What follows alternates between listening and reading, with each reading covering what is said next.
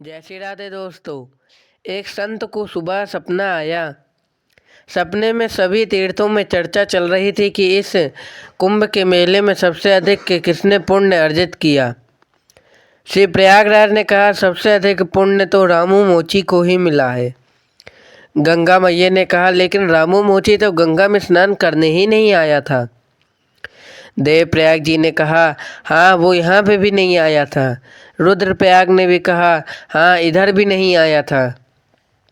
फिर प्रयागराज ने कहा, लेकिन फिर भी इस कुंभ के मेले में जो कुंभ का स्नान है उसमें सबसे अधिक पुण्य तो रामू मोची को मिला है। सब तीर्थों ने प्रयागराज से पूछा, रामू मोची किधर रहता है और वो क्या करता है।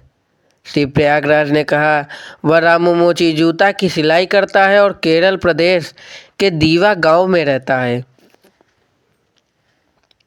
इतना स्वप्न देखकर वो संत नींद से जाग गए और मन ही मन सोचने लगे कि क्या ये भ्रांति का सत्य है।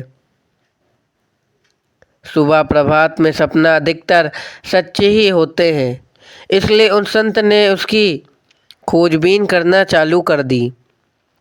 जो जीवन मुक्त संत महापुरुष होते हैं वो निश्चय ही बड़े ही पक्के होते हैं।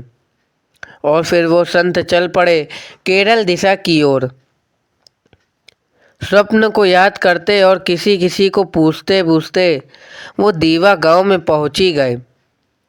जब गांव में उन्होंने रामू मोची के बारे में पूछा तो उनको रामू मोची मिल ही गया। संत के सपने की बात सत्य निकली। वो संत उस रामू मोची से मिलने गए। रामू मोची संत को देखकर बहुत ही भाव विभोर हो गए और कहा, महाराज आप मेरे घर पर, मैं तो जाति से चमार हूँ, हमसे तो लोग दूर दूर रहते हैं और आप संत होकर मेरे घर पे आ गए। मेरे तो चमड़े का धंधा है, मैं वर्ण से शूद्र हूँ, अब तो उम्र से भी लाचार हो गया हूँ, बुद्धि और विद्या से अनपढ़ हूँ। मेरा सौभाग्य है कि आप मेरे घर पर पधारे। संत ने कहा, हाँ मुझे एक स्वप्न आया था, उसी कारण मैं यहाँ आया हूँ। और संत तो सब में उसी प्रभु को देखते हैं, इसीलिए हमें किसी भी प्रकार की कोई परेशानी नहीं है किसी के घर जाने के और मिलने में। आपसे एक प्रश्न था कि आप कभी कुंभ मेले में गए हो और इतना सारा पुण्य आपको कैसे मिला है। रामू मोची बोला, नहीं महाराज, मैं कभी भी कुंभ के मेले में नहीं गया, पर जाने की बहुत लालसा थी, इसलिए मैं अपनी आमदनी से रोज कुछ बचत करता था। इस प्रकार महीने में कुछ रुपया इकट्ठा हो जाता था और 12 महीने में कुंभ जाने लायक और उधर रहने खाने पीने लायक रुपए हो गए थे। जैसे ही मेरे पास कुंभ जाने लायक पैसे हुए, मुझे कुंभ मेले का शुरू होने का इंतज़ार भी होने लगा। मैं बहुत ही प्रसन्न था कि मैं कुंभ के मेले में गंगा जी स्नान करूंगा।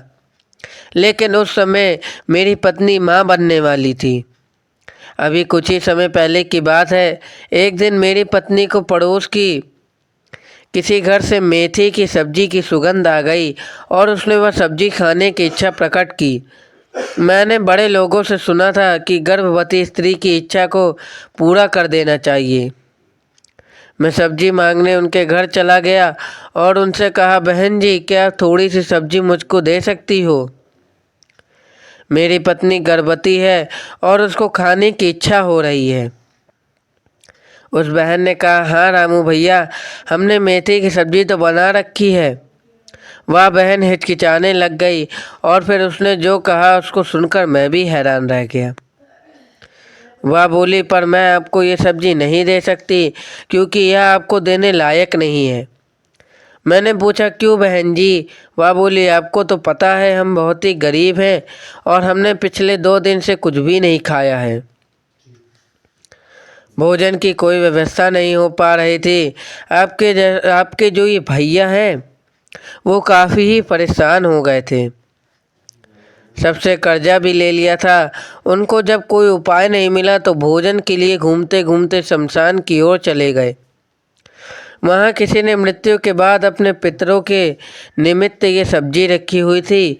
ये वहाँ से छिप छिपा कर गए और उधर से सब्जी लेकर आ गए। अब आप ही कहो मैं किस प्रकार ये शुद्ध और अपवित्र सब्जी दे दूं? रामू बोला, यह सब सुनकर मुझको बहुत ही दुख हुआ कि संसार में केवल मैं ही गरीब नहीं हूँ जो टका टका जोड़कर कुंभ मेले में जाने को कठिन समझ रहा था। जो लोग अच्छे कपड़े में दिखते हैं वो भी अपनी मुसीबत से जूझ रहे हैं और किसी से कह भी नहीं सकते। उन्हें भी इस प्रकार के दिन भी देखने को मिलते हैं कि वो खुद और उनके बीवी बच्चे भूख से तड़पते रहते हैं। मुझे बहुत ही दुख हुआ कि हमारे पड़ोस में ऐसे लोग भी रहते हैं और मैं टका टका बचाकर गंगा स्नान करने जा रहा हूँ। उनकी सेवा करना ही मेरा कुंभ मेले जाना है।